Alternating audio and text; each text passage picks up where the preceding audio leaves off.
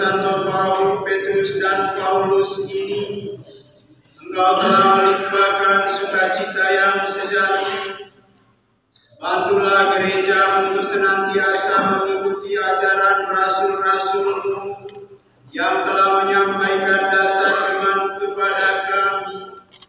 Secara istimewa pada kesempatan penuh rahmat ini, kami mohon bimbingan dan penyertaan untuk ke-27 anak kami yang menerima komuni untuk pertama kalinya. Semoga dengan menerimanya mereka semakin mengenal Yesus Putra-Mu, mencintai Dia dan bersaksi tentang Dia dalam hari-hari kehidupan mereka. Semoga mereka menjadi alat di tangan-Mu untuk senantiasa menjadi saksi yang siap berkiprah di tengah dunia, untuk tetap mempertahankan hidup, tumbuh dan berkembangnya gereja Kristus di tengah dunia ini. Teristimewa di kampung halaman Lotana kami tercinta ini, dengan pengantaran Tuhan kami Yesus Kristus Putra-Mu, yang hidup dan berkuasa bersama Dikau dalam persatuan Roh Kudus, Allah sepanjang segala masa.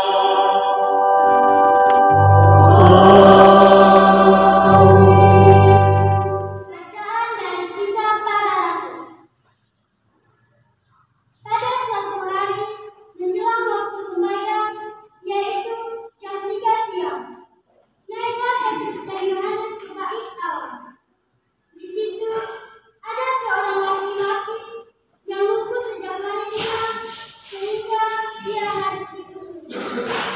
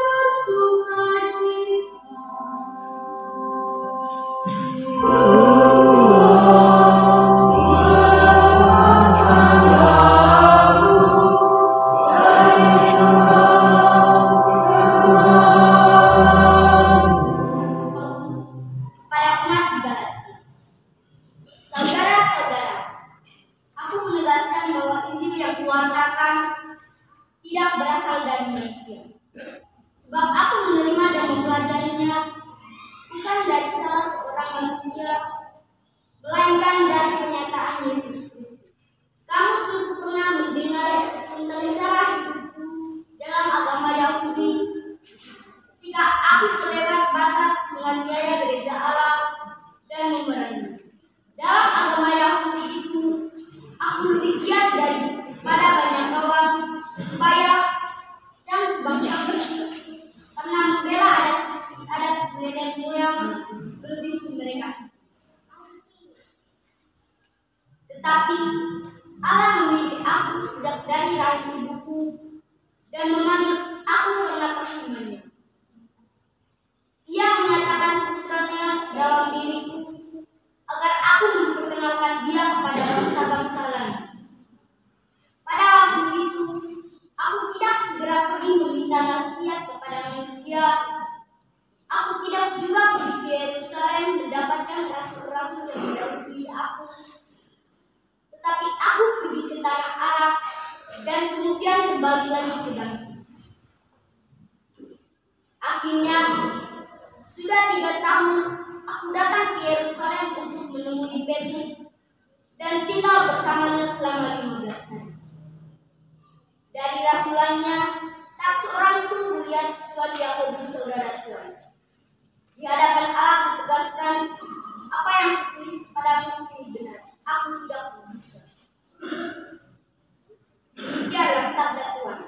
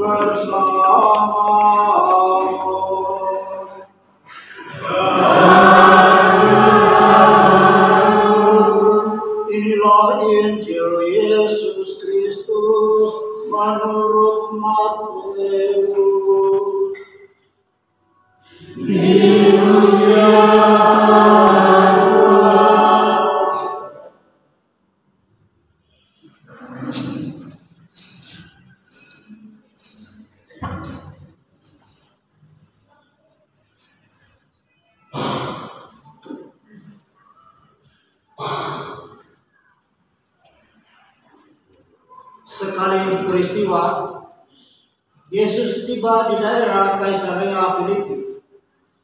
Dia bertanya kepada murid-muridnya, kata orang, siapakah anak manusia itu? Jawab mereka, ada yang mengatakan Yohanes Pembaptis, ada juga yang mengatakan Elia, dan ada pula yang mengatakan Yeremia atau salah seorang dari para nabi. Kata Yesus, lalu Yesus bertanya kepada mereka, tetapi apakah katamu, siapakah aku ini? Maka jawab Simon Petrus, engkau adalah Mesias, anak Allah yang kudus. Kata Yesus kepadanya, berbahagialah engkau Simon Binyus, sebab bukan manusia yang menyatakan itu kepadamu, melainkan Bapa-Ku yang di surga. Dan aku pun berkata kepadamu, engkau adalah Petrus, dan di atas batu karang ini akan kudirikan jemaatku, dan alam maut tidak akan menguasainya. Kepadanya akan kuberikan kunci kerajaan surga, dan apapun yang kau lepaskan di dunia akan terlepas di surga. Ialah sabda Tuhan.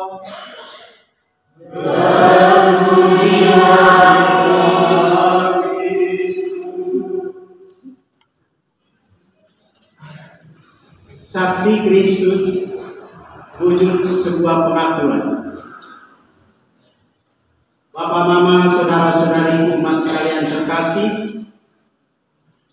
khususnya ke-27 anak bersama orang tua yang saya cintai, atau yang saya kasih dalam Kristus Yesus, yang sudah memilih kedua rasul besar ini untuk menjadi sosok guru gereja.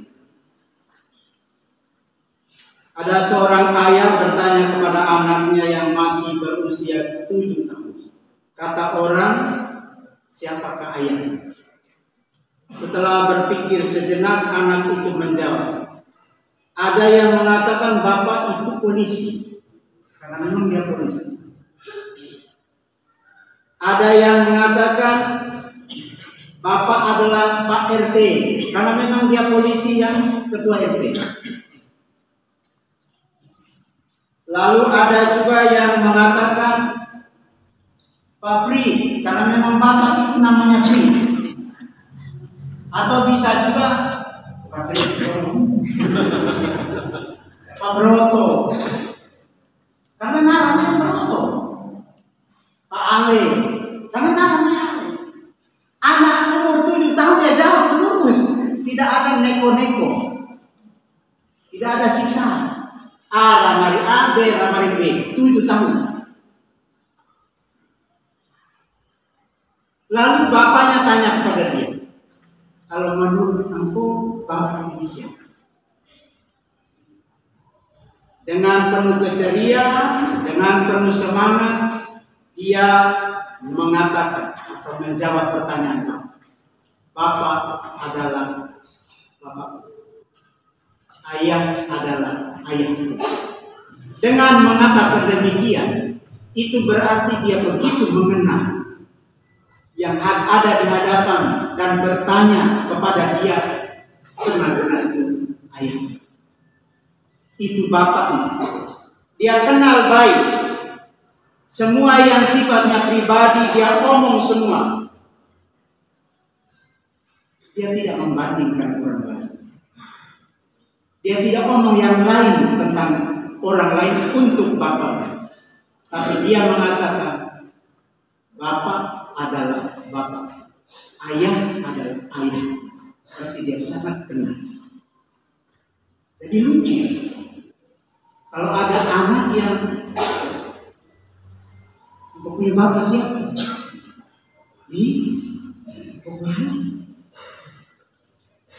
Itu berarti bapak juga tidak memperkenalkan diri, mama juga tidak memperkenalkan bapak kepada anaknya. Lalu mengharap apa? Anak umur 7 tahun. Ini sebuah realitas kehidupan yang saya pikir baik. Coba saya angkat untuk refleksi kita.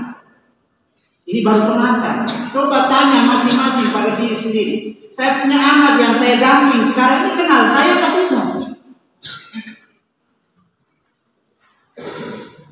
Kalau dia tidak kenal apa-apa, maka dia pergi tidak bisa ngomong apa-apa tentang bapaknya sendiri, ayahnya sendiri. Dia tidak bisa mengatakan apa. Kisah sederhana ini mau mengajak kita sekalian, bapak, mama, saudara-saudari, supaya dari rumah itu saling mengenal menjadi hal penting. Karena pengenalan yang baik itulah yang akan membuat orang keluar dari rumah dan memperkenalkan yang baik